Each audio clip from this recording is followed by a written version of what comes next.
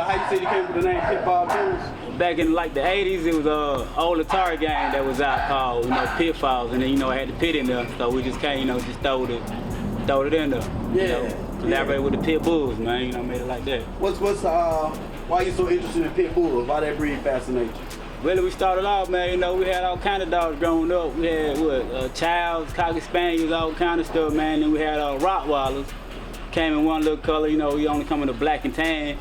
And one summer I was up here, for summer vacation visiting my brother. And we looked in the newspaper just trying to find some more dogs to get into, and we seen, pit bull, everybody love pits. Yeah. So we went to the guy house, man, never saw a blue pit before. They were like in '93. And it's been history since then, man. Yeah, you mentioned your brother, man. For those who didn't tell us who your brother is, man. Big boy from Outcast, man. That's my brother. Yeah, man. We seen a couple of those your pit bulls in a couple of the Outcast videos. Exactly. Starting off, we had my boy Polar Bear was in the Whole World video. And then I had the big white one, man. I missed that boy, man. He died. He was old, man. He was like one of them old dogs we had.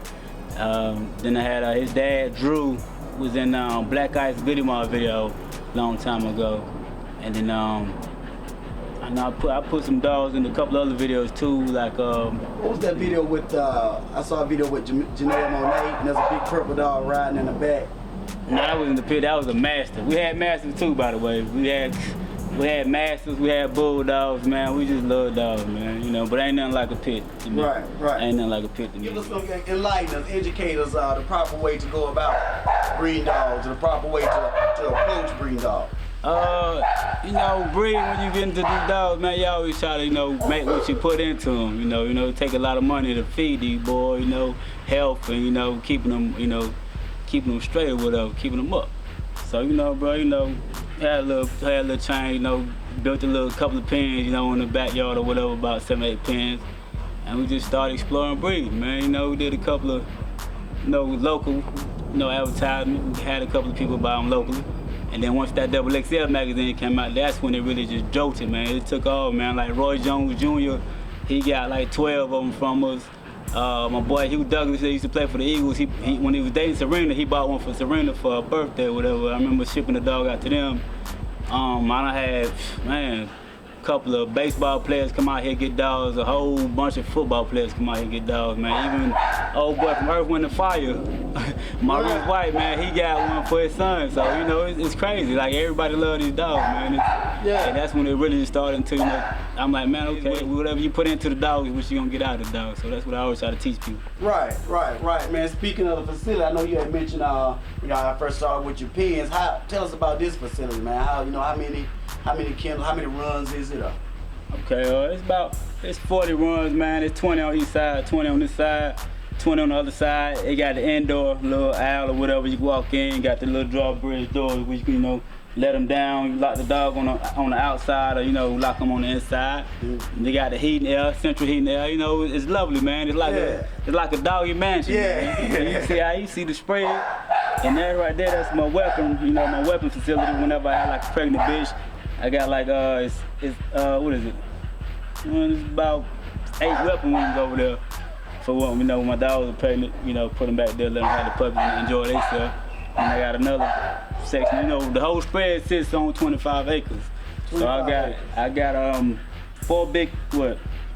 2 big football field size pens out there split in half. So exercise. Whenever it cool off a little bit, put them out there, let them run. Right now it's too hot. Nobody had no heat stroke, but it's cooling off. Probably like the next month I'll put them out there and let them chill out.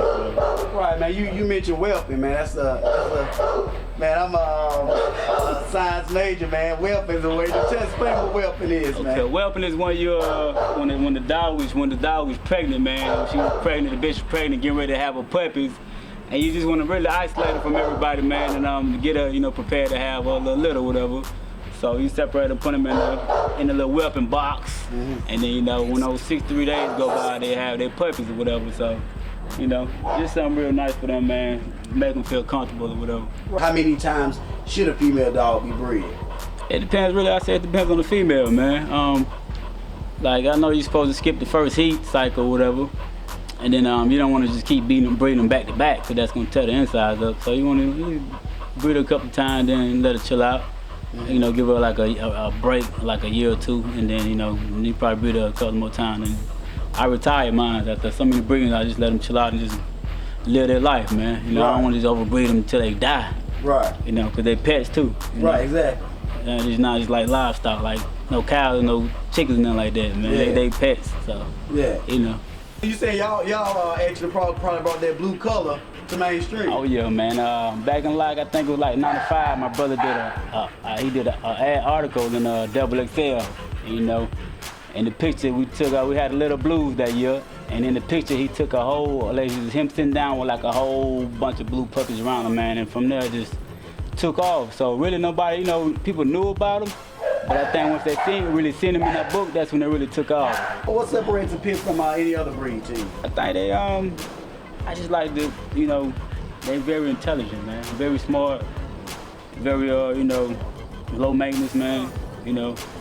Just cool dog, man. You gotta worry about a whole lot of shedding, you know, you ain't gotta worry about a whole lot of slobbering and stuff. Like the Mastiff, they drooled and the Bulldogs drooled and stuff. But pits, man, you know, very athletic dogs, man, and they listen, you know. Tell us about your line, your bloodline, Pitfall. The Pitfall really is, it comes from the cash line, really. When she stopped breeding and when my buddy, you know, he stopped breeding, I just took over the whole line, man, and just kept the generation going, man. And they, you know, they salute me for that, you know. They hit me up on the Facebook every now and then, like, man, appreciate it, man, congratulations, I see you still doing it. You know, she got older, something happened to my man, he couldn't do the dog no more. And I just took over, man, and just kept the line going and just, you know, put my stamp on it. But, you know, in the pedigree, they still gonna get their little shot out, their little cash, their little mainframe, you know, but in the front, it's gonna be Pitfalls mostly. What was your first blue pit? Her name was Jamani. Actually, it was Jamani Moju. It was one of my dogs, Dragonfly, that's his mama. We got her back in, like, you know, when we started and stuff. That's like one of the 3 blue dogs that we got. We had 3 blues, we had a red, and we had a buckskin. And I just really started our whole little, you know, kennel experience. I was gonna, man, what's the most one of your dogs ever sold for? What's the going rate? Well, man, I sell them like they started like 1,500 and go up to like about 23, sometimes 4, 5, depending on if I got somebody I want to keep and somebody trying to buy it from me. They gotta pay. That's my top dog. So yeah, that's about it.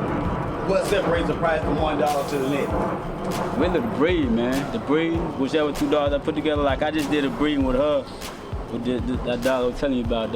He raises his too. Man, that dog look like a little bear. And I know, man, they're gonna have some real nice pups or whatever.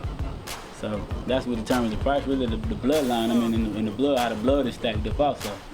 Or you might have like a, you know, a run or something like that in a litter. You might want to just let go for them cheaper than everybody else going for. So, you know, you can play with the price a little bit, just depending on what you have in the litter.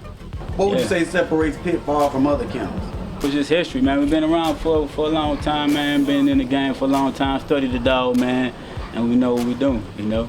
We're not no fly-by-night kennel. We've been around for a long time. Like you said, I've seen people get dogs, you know. I've seen people come and go, man, you know, get dogs, and the next couple of years, and they trying to sell them all, you know, trying to get rid of them. Because, you know, they didn't know what they was getting into. Not dedicated, really, committed to the breed. Exactly. You got to be dedicated, man. You got to love the dog, and you got to know what you're doing when you're breeding. Okay, one time it's your boy, little brother, coming live and direct from the main source, man. The world famous Pitfall Kennels out here, kicking it with my boy from the Unleashed magazine, man. You gotta check it out, man. And you know what I'm saying? Come holler at your boy for one of the best, man. You know, top of the line right here, pitfallkennels.com, baby. Check it out. Yeah. Look at it. Look how pretty that is. Yeah.